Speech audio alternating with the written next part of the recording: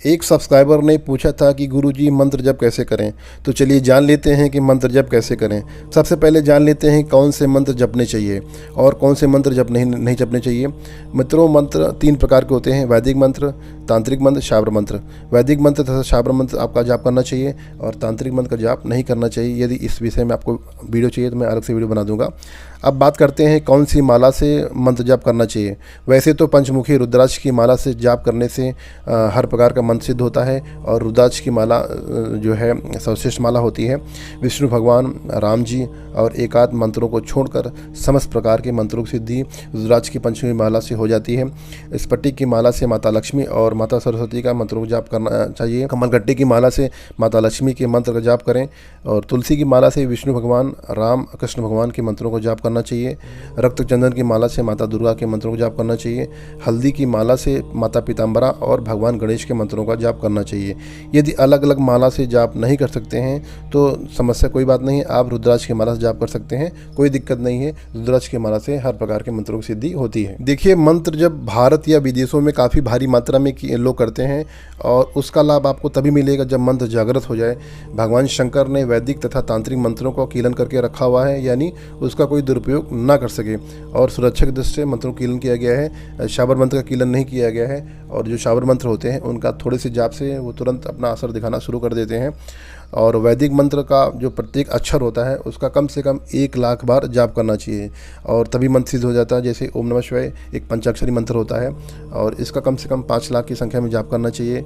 नवाण मंत्र में 9 अक्षर होते हैं, इसके 9 लाख की संख्या में जाप करना चाहिए। उसके बाद जाप करने के बाद हवन, तर्पण, मार्जन और दान, ये 5 अंग होते हैं अनुष्ठान करने के। जब भी आप कोई मंत्र जाप करें तो सर पर कपड़ा रखें और अपने नीचे एक मोटा सा आसन रखें। यदि आपके पास आसन नहीं है तो मार्केट से डोरमेट लेके आप उसका इस्तेमाल कर सकते हैं। और जितना मोटा आसन होगा इसलिए आसन रखा जाता है ताकि हमारे जो मंत्र जप की जो ऊर्जा है वो धरती पे ना समा सके और इससे हमारे शरीर में ऊर्जा समा सके। और मंत्र जप में कभी भी काला कपड़ा नहीं पहनना चाहिए। कोई भी मंत्र जपने से पहले भगवान गणेश का ध्यान करें क्योंकि सिद्धि प्रदान करने वाले देवता वही हैं। जब आपका मंत्र जब पूरा हो जाए तो उस स्थान से तुरंत न उठें, वहाँ पे थोड़ी देर बैठे रहें और कम से कम 5 मिनट वहाँ पे ध्यान लगाएं। और मंत्र जप करने के बाद माला को शरीर में डालें ताकि उसकी ऊर्जा आपके शरीर में प्रवेश कर सके। उसके बाद माला को उतार लें और गंगा जल से उसे धुल लीजिए और उसको गौमुखी में रख दीजिए। मंत्र का जाप आप पवित्र नदी किनारे कर सकते हैं और वहाँ किसी मंदिर में जाके कर सकते हैं। ऐसा करने से जो आपका जो मंत्र होता है बहुत जल्दी शीघ्र ही वो जो है सिद्ध होता है। अब बात करते हैं हमें प्रतिदिन कितनी माला करनी चाहिए। मित्रों, मंत्रों की कम से कम 11 माला और अधिकतम 21 माला करनी चाहिए।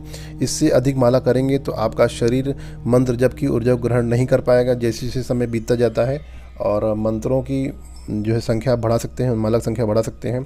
और मंत्र जप की तरह तरह आपको अनुभव भी होते हैं।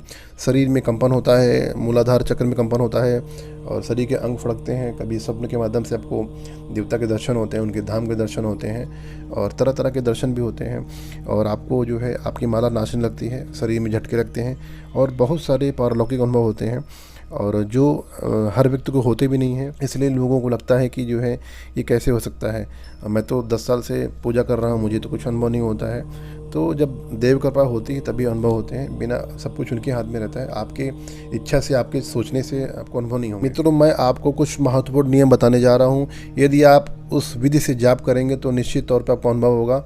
जैसे आपकी माला जागृत होनी चाहिए, उसका संस्कार होना चाहिए और आपको साफ़ सफाई का विशेष ध्यान रखना होगा।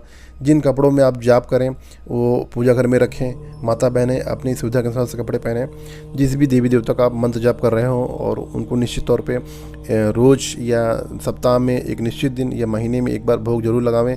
जैसे मिश्री का भोग, सूखे मेवे भोग, बताशा, जो अपनी सुविधा के अनुसार से भोग लगा सकते हैं उसको लगाइए। और उनके नाम का दीपक कम से कम 4 घंटा आप जलाइए यदि संभव हो सके तो।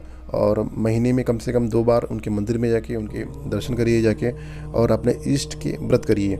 यदि आप ये सब कर लेते हैं तो आप निश्चित तौर पर आपका मंत्र सिद्ध होगा। तो ये करने से आपके इष्ट की आपके ऊपर असीम कृपा होगी और आपका जो है मंगल होगा। यदि वीडियो आपको पसंद आया तो लाइक कर दीजिए। तो मिलते हैं अगले रविवार को। हर हर महादेव।